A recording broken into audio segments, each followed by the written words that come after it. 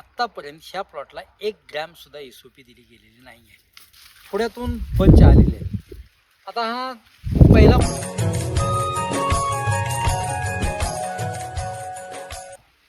नमस्कार द्राक्ष बाजार बंधूंनो, मी विजय कुंभार तासगाव या शेवलेल्या पुन्हा एकदा आपल्या सगळ्यांचं कमीत कमी खर्चात दर्जेदार उत्पादनासाठी जो संवाद आहे त्या संवादात आपल्या सगळ्यांचं स्वागत करतो.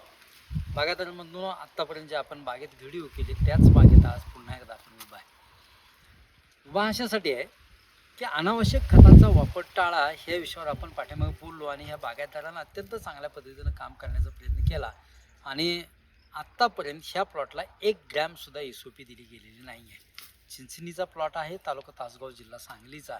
सचिन पाटील सरांचा प्लॉट आहे आणि आपण आता बघू शकताय की ह्या बागेतल्या काड्या जवळजवळ सगळ्या पिकलेल्या आहेत. सपकिनपर्यंत सगळी काडी पिकत आलेली आहे आणि बागेला आत्ता जवळजवळ फक्त 75 ते 78 दिवसापर्यंतचा प्लॉट आहे. सगळ्या काड्या जवळजवळ सर्व काडी तर जवळजवळ सगळी पिकतच गेलेली आहे. म्हणजे ह्या बागेला जूनचा शेवटचा आठवडा आहे. अजून जुलै पूर्ण आहे, ऑगस्ट पूर्ण आहे आणि सप्टेंबरचा पूर्ण महिने अजून जवळजवळ 90 दिवसापर्यंतचा कालावधी आपला तसाच आहे. ह्या 90 दिवसात बागेची काडी पिकून खुडासुद्धा पिकतो. फक्त ह्या प्लॉटला आता एक स्लरीची आवश्यकता आहे. ती बी अजून 10 ते 15 दिवसानंतर दिली तरीसुद्धा चालेल.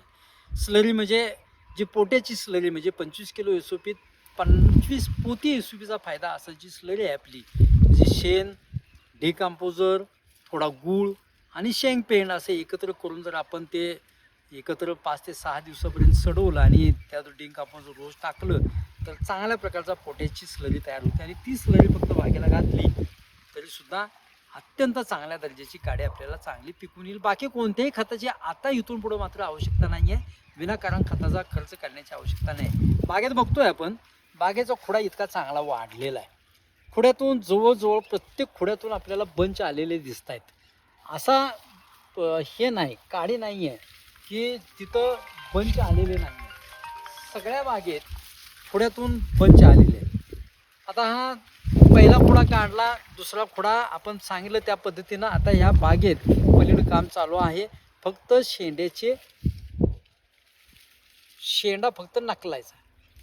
हे असं केल्यानं काय होतं की आता बोर्डो चालू आहेत, खाणं काडी पिकत आलेली आहे, सपकिनच्या पुढं काय काडी पिकत आलेली आहे.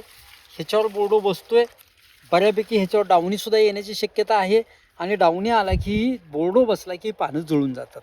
त्यामुळे खोड्यासाठी वेगळे पैसे घालवायची अजिबात आवश्यकता आपल्याला वाटत नाही. खोडा काढायची गरज नाही. त्यामुळं बागायतदार बंधूंनो, फक्त ह्या काडीचे शेंडे फक्त थोडेसे मारून घेण्याचा प्रयत्न करा.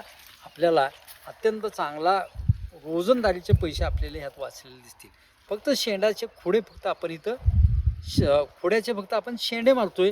पाठीमागं 1 2 3 4 5 6 7 8 9 10 11 12 पानापर्यंत हा खोडा जवळजवळ वाढलेला आहे.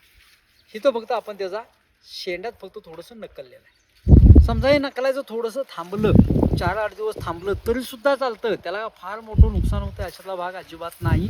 कारण जवळजवळ 80 ते 90 दिवस आपल्याला अजून पाठीमागं आहेत. ज्यावेळी आपण असं करतो त्यावेळी ही काडी जवळजवळ इथंपर्यंत पिकत आलेली आहे. इथंपर्यंत पिकलेली आहे. इथं आता पांढरी पडले आणि इथून ही काडीसुद्धा आपल्याला पिकते. ज्यावेळी आपण मालाची चटणी घेणार आहे त्यावेळी इथं सपकेन केलेलं आहे. त्या सपकेनच्या पुढं 2 किंवा 3 डोळे ठेवून आपण याचं कटिंग करून घेऊ शकतो. बागायतदार बंधूंनो, ह्या पद्धतीनं जर आपण खोड्याचा खर्च थोडासा कमी केला तर चांगले रोजंदारीचे पैसे आपले वाचतात. नक्की मला आशा आहे की ही ट्रिक आपण फॉलो कराल आणि द्राक्ष बागायतदार बंधूंनो, ह्या सगळ्या गोष्टी आपण ॲपमध्ये नेण्याचा प्रयत्न केला आहे. प्ले स्टोअरला आपलं यश ॲग्रो ॲप नावानं ॲप डाउनलोड करून घ्या आणि त्यात आपण डे टू डे म्हणजे पहिल्या 5 दिवसात काय काम करायचं, त्यानंतर 5 दिवसात, त्यानंतर 5 दिवसात, दर 5 दिवसाचं आपल्याला शेड्यूल त्यात येतं. तेही अगदी कमीत कमी खर्चात दर्जेदार उत्पादन मिळण्यासाठी आपलं ॲप आपण डेव्हलप केले. माझी विनंती आहे आपल्याला की हे ॲप आपण डाउनलोड करून घ्या आणि कमीत कमी खर्चात दर्जेदार उत्पादन काढण्याचा प्रयत्न करा. धन्यवाद.